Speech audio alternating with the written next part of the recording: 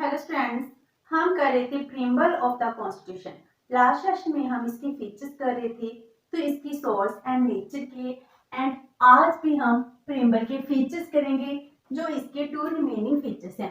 इसमें third feature है objectives of the constitution and fourth है date of adoption of the constitution. तो पहले जो कॉन्स्टिट्यूशन है इसके क्या मेन ऑब्जेक्टिव्स हैं हम इसको डिस्कस करते हैं। जब हमने प्रीम्बल का कंटेंट किया था उसमें यही कहा था कि हम justice, liberty, equality and quality को डिवेल्प करना चाहते हैं। तो इसमें फर्स्ट है जस्टिस। जस्टिस हमारे प्रीम्बल में डिफाइन की गई है। तो ये थ्री टाइप्स की जस्टिस है: social justice, economic justice and political justice. जो सोशल जस्टिस है, सोशल जस्टिस क्या कहती है कि सोसाइटी में जितने भी इंडिविजुअल हैं सब इक्वल हैं, किसी के साथ किसी भी टाइप का कोई भी डिस्क्रिमिनेशन नहीं होना चाहिए। हम किसी भी इंडिविजुअल के साथ उसकी कास्ट, कलर, क्रीड के बेस पर डिस्क्रिमिनेशन नहीं कर सकते। सोसाइटी में जितने भी लिबर्टीज हैं, फ्रीडम्स हैं, राइट्स हैं, सभी को इक्वली प्रोवाइड कराएंगे। तो उसको कहते हैं सोशल जस्टिस, जिसमें हम कहते हैं abolish of all types of discrimination on the basis of caste, colour, creed, sex, religion. तो सभी की सभी इंडिविजुअल क्या होंगे, इक्वल होंगे। देन इकोनॉमिक जस्टिस, जिसमें हम इकोनॉमिक बेस पर हम अपने लिवलीहुड के लिए जो कुछ भी अर्न कर रहे हैं इसके लिए हमको इक्वालिटी मिलेगी, जस्टिस मिलेगा, जिसमें equal pay for equal work आती है, जिसमें हम कहते हैं कि हम लेबर की कोई भी पर्सन एक्सप्लॉयटेशन नहीं करेगा। End of all types of exploitation, सबको इक्वल अपॉर्चुनिटी दी जाएगी। तो इससे क्या होगा, इकोनॉमिक जस्टिस इंक्रीज होगी जब सभी को इक्वल ट्रीट किया जाएगा on the basis of wages, salary. तो इसको कहते हैं इकोनॉमिक जस्टिस।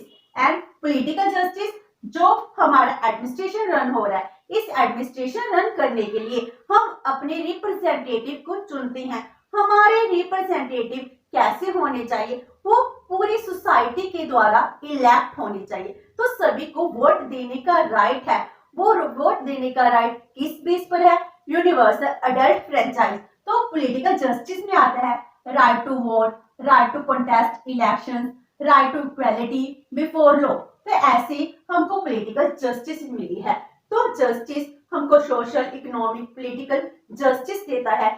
ये हमारा कॉन्स्टिट्यूशन में प्रोविजंस बनाई गई हैं, डिफरेंट आर्टिकल्स हैं जिसके थ्रू हमको टोटली जस्टिस मिल रही है। देन इसका नेक्स्ट ऑब्जेक्टिव है लिबर्टी। हमारे देश में हम लोगों को लिबर्टी मिली है, फ्रीडम मिली है। जो फ्रीडम है, liberty of thought, liberty of expression, जो कुछ भी हम सोचते हैं हम उसको एक्सप्रेस कर सकते हैं। हम न्यूज़पेपर में, मैगजीन में, पीरियोडिकल्स में, जर्नल्स में उनको एक्सप्रेस कर सकते हैं। हम अपने गवर्नमेंट को क्रिटिसाइज भी कर सकते हैं। जी हमको लिबर्टी मिली है। Liberty of beliefs and faith, हमारे बिलीव्स हैं, फेथ है, इसको जो भी हम मान रहे हैं इसकी लिबर्टी है। लिबर्टी ऑफ वर्शिप, मैं किसी भी रिलीजन को मानूं, मैं कोई भी काम करूं, मुझको इसकी फ्रीडम दी गई है। तो हमको जब फंडामेंटल राइट्स दिए गए हैं, इसमें लिबर्टी एक फंडामेंटल राइट है जिसमें हमको डिफरेंट टाइप्स की लिबर्टी दी गई है।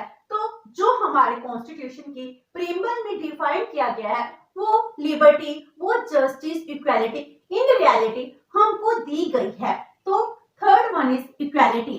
हमारा प्रीम्बल कहता है हम इंडियन सभी इक्वल हैं, किसी के साथ कभी भी कोई डिस्क्रिमिनेशन नहीं होना चाहिए। किसी भी पर्सन के साथ उसकी कास्ट को लेकर, रिलीजन को लेकर, सेक्स को लेकर, रेस को, क्रीड को लेकर कोई डिस्क्रिमिनेशन नहीं करेंगे। तो ये इक्वालिटी प्रोवाइड कराता है। तो इक्वालिटी क्या है, टू टाइप्स की इक्वालिटी डिफाइन की गई है, equality of status, then equality of opportunities. Equality of status fundamental rights हैं जो हम अपने अगले सेशन में करेंगे कि कितने फंडामेंटल राइट्स होते हैं। तो आर्टिकल 14 से लेकर 18 तक क्या है, इक्वालिटी बताई गई है कि एक पर्सन को किस किस टाइप की इक्वालिटी मिली हुई है। एंड अपॉर्चुनिटीज, जैसे मुझको काम करना है, एम्प्लॉयमेंट की अपॉर्चुनिटी जो इक्वल सबको मिली हुई है। आर्टिकल 16 यही डिफाइन करता है कि मुझको एम्प्लॉयमेंट के लिए, अपॉइंटमेंट के लिए इक्वल ट्रीट किया जाएगा, वी ऑल आर इक्वल। और इसके अलावा अगर मैं किसी गवर्नमेंट इंस्टीट्यूशन में एडमिशन लेना चाहती हूँ, मैं कोई भी कोर्स करना चाहती हूँ, तो इसके लिए मुझको आर्टिकल 29 सबसेक्शन 2 जी कहते हैं अगर मैं एडमिशन लेना चाहती हूँ तो इसके लिए भी मुझे इक्वल अपॉर्चुनिटी मिल रही है। तो काम के लिए, एजुकेशन के लिए, इसके लिए हम सब क्या है, इक्वल हैं। तो इक्वालिटी की प्रोविजन प्रियम्बल में ही डिफाइन की गई है, इसीलिए कॉन्स्टिट्यूशन में इक्वालिटी से रिलेटेड बहुत सारे प्रोविजंस, बहुत सारे आर्टिकल बनाए गए हैं। Next is to promote fraternity. इसका मीनिंग क्या है, ब्रदरहुड को इंक्रीज करना। ब्रिटिश ने हम पर रूल किया, उन्होंने डिवाइड एंड रूल की पॉलिसी अपनाई, इसीलिए हमारे मन में फीलिंग क्रिएट होगी कम्युनलिज्म की, रीजनलिज्म की, रेसिज्म की, कास्टिज्म की, ग्रुपिज्म की। तो ये सब फीलिंग देश की यूनिटी को डिवाइड कर देती है। हम इंडिया एक कंट्री, यूनियन ऑफ स्टेट्स हैं, जिसमें हमारे देश के लिए एक फीलिंग होनी चाहिए, नेशनल यूनिटी होनी चाहिए, ब्रदरहुड होना चाहिए। इसलिए इन सब फीलिंग्स को खत्म करना और ब्रदरहुड की फीलिंग को प्रमोट करना हमारा प्रियम्बल कह रहा है। कॉन्स्टिट्यूशन में ऐसी प्रोविजन की गई है जैसे सिंगल सिटीजनशिप दी गई है, इक्वल अपॉर्चुनिटीज दी गई है, लिबर्टी दी गई है, फ्रीडम दी गई है, जस्टिस दिया गया, जो आपस में ब्रदरहुड को इंक्रीज करते हैं। और इसमें क्या गारंटी दी गई है, assuring the dignity of the individual. Individual की डिग्निटी सबसे इंपॉर्टेंट होती है, इसीलिए मुझको कोई भी पर्सन रॉन्ग वर्ड यूज नहीं कर सकता। मेरे लिए मेरी डिग्निटी सबसे इंपॉर्टेंट है, तो मुझको जी गारंटी मिलती है बाय कॉन्स्टिट्यूशन। और जी प्रियम्बल ही डिफाइन करता है हमारे लिए हर एक इंडिविजुअल बहुत इंपॉर्टेंट है और उसकी डिग्निटी अश्योर करना हमारे देश की ड्यूटी बनती है। And assuring the unity and integrity of the nation. हम जो डिवाइड हो चुके थे, अब हमारे देश में डिवाइड एंड रूल की पॉलिसी नहीं चलेगी। हम सब यूनाइट होकर, इकट्ठे होकर हर एक काम करेंगे जिससे देश का वेलफेयर भी इंक्रीज हो, हम देश के डेवलपमेंट के लिए काम करेंगे। तो इसके लिए जो प्रोविजंस दी गई हैं, कॉन्स्टिट्यूशन में बहुत सारे आर्टिकल हैं जो देश में यूनिटी को इंक्रीज करते हैं, इंटेग्रेशन को बढ़ाते हैं, जिससे हम वेलफेयर कर सकते हैं। हम एक सोशल वेलफेयर डेमोक्रेटिक स्टेट के रूप में सबके सामने आते हैं, जो हमारा प्रियम्बल डिफाइन करता है और यही कॉन्स्टिट्यूशन की मेन ऑब्जेक्टिव्स हैं। नेक्स्ट इज जो फोर्थ फीचर है, date of adoption of the constitution. हमने कॉन्स्टिट्यूशन को कब अडॉप्ट किया था? जो हमारा कॉन्स्टिट्यूशन है, जो कॉन्स्टिट्यूशन अडॉप्ट किया जाता है ऑन नवंबर 26, 1949, लेकिन हमने इसको इम्प्लीमेंट इनफोर्स कब किया था? After 2 month, Jain 26, 1950। ऐसा क्यों किया गया? क्योंकि जैन 26 को हमने फर्स्ट टाइम यही किया था, लाहौर सेशन में इस डे को इंडिपेंडेंस डे के रूप में सेलिब्रेट किया था। इसीलिए हम हर साल जैन 26 को as a independence day celebrate कर रहे थे जब हम ब्रिटिश की कॉलोनी थे। तो जो डे हमारे लिए स्पेशल था, जिसमें हम इंडिपेंडेंस डे सेलिब्रेट कर रहे थे, तो हमने उसको रिपब्लिक डे, कॉन्स्टिट्यूशन को इम्प्लीमेंट करने का काम उस दिन के लिए रख लिया। तो इन्फोर्स कब हुआ? जैन 26, 1950 को। तो ये 4 फीचर्स हैं जो प्रियम्बल को डिफाइन करती हैं। प्रियम्बल के जो भी कंटेंट्स हैं इनमें डिफाइंड है। एंड अब जो प्रियम्बल है, इसकी क्या सिग्निफिकेंस है हमारे देश के लिए, या किसी भी देश के कॉन्स्टिट्यूशन के लिए प्रियम्बल क्यों इंपॉर्टेंट होता है? First one is simple of objectives. जो भी कॉन्स्टिट्यूशन के एक स्टेट के ऑब्जेक्टिव्स है वो प्रियम्बल में ही डिफाइन होते हैं। हमारे देश में भी प्रियम्बल के कंटेंट में ऑब्जेक्टिव्स डिफाइन है, justice, liberty, equality and fraternity. ये हमारे मेन ऑब्जेक्टिव्स हैं, जो स्टेट हैं वो इसके अकॉर्डिंग ही काम करती हैं। Number 2, it is guide to the courts. जो सुप्रीम कोर्ट है, सबसे सुप्रीम कोर्ट है, वो कोर्ट जो भी डिसीजन लेती है वो क्या देखती है? कॉन्स्टिट्यूशन को देखती है, इसके प्रियम्बल को देखती है, उसके अकॉर्डिंग ही डिसीजन लेती है। वो देखती है जो कुछ हमने प्रियम्बल में डिफाइन किया है, हम उसके अकॉर्डिंग ही अपने डिसीजन लेंगे, उसके अकॉर्डिंग ही लॉ बनाएंगे। हम वेलफेयर स्टेट है, जो हमारा कॉन्स्टिट्यूशन हमको बता रहा है, इसीलिए ये गाइडलाइन की तरह काम करते हैं। नेक्स्ट इज की टू द कॉन्स्टिट्यूशन। कॉन्स्टिट्यूशन की क्या है? वो है प्रियम्बल। प्रियम्बल ही डिफाइन करता है कॉन्स्टिट्यूशन के अंदर क्या होगा। एक प्रीम्बल एक छोटा सा डॉक्यूमेंट है, अगर हम उस डॉक्यूमेंट को स्टडी करते हैं उसके बाद हमको पता चल जाता है कि कॉन्स्टिट्यूशन में क्या कुछ हो सकता है। हमारा कॉन्स्टिट्यूशन में लोगों को फ्रीडम, लिबर्टी, इक्वालिटी मिल रही है, ये हमारे प्रीम्बल में पहले से ही डिफाइन कर दिया है और इसीलिए तो कॉन्स्टिट्यूशन का मिरर कहा जाता है, सॉल कहा जाता है। तो कॉन्स्टिट्यूशन के लिए ये सबसे इंपॉर्टेंट है। Number 4, guidelines for coming government. जो आने वाली गवर्नमेंट्स हैं इसके लिए भी प्रीम्बल बहुत इंपॉर्टेंट रोल प्ले करता है।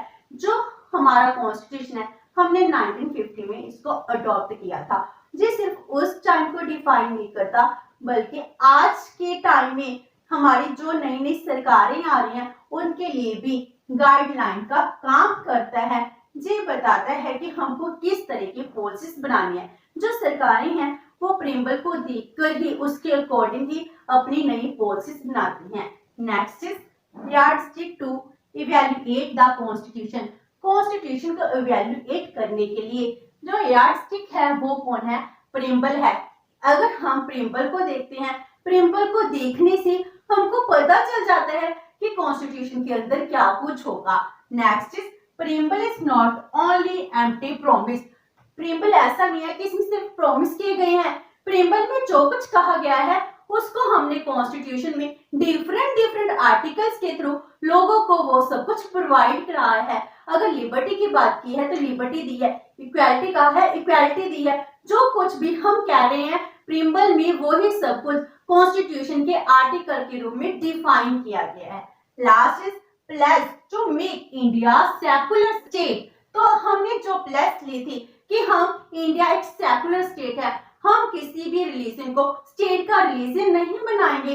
तो ये सब कुछ हमने प्रीम्बल में डिफाइन किया है और हमारा कॉन्स्टिट्यूशन भी इसके अकॉर्डिंग ही बनाया गया है। तो जो प्रीम्बल होता है जो सबसे इंपॉर्टेंट होता है, प्रीम्बल ही डिफाइन करता है कि कॉन्स्टिट्यूशन कैसा होगा, उस कॉन्स्टिट्यूशन के अकॉर्डिंग उस देश में कौन से लॉ बनेंगे, वो लॉ का एडमिनिस्ट्रेशन कैसे रन होता है। प्रीम्बल की इंपॉर्टेंस को डिफाइन पंडित ठाकुर दास भार्गव जी कैसे करते हैं? जी कहते हैं the preamble is the most precious part of the constitution, it is the soul of the constitution, it is the key of the constitution and last में जो कहते हैं it is the jewel in the constitution। ये constitution का सबसे important गहना है। जैसे हम ज्वेलरी कहते हैं ना, वैसे कॉन्स्टिट्यूशन के लिए एक ज्वेलरी का काम करता है। ये कॉन्स्टिट्यूशन की एक आत्मा है जिसमें हम ये डिफाइन करते हैं हमारा देश का कॉन्स्टिट्यूशन कैसा है, जिसके अकॉर्डिंग हमारा देश का एडमिनिस्ट्रेशन रन होगा। तो प्रीम्बल हर एक कंट्री के लिए बहुत इंपॉर्टेंट होता है। तो हमारा जो कॉन्स्टिट्यूशन रिटन है लाइक दिस, हमारा प्रीम्बल भी रिटन है जो हमेशा ही गाइड करता है कि देश की लॉ पॉलिसीज कैसे होंगी।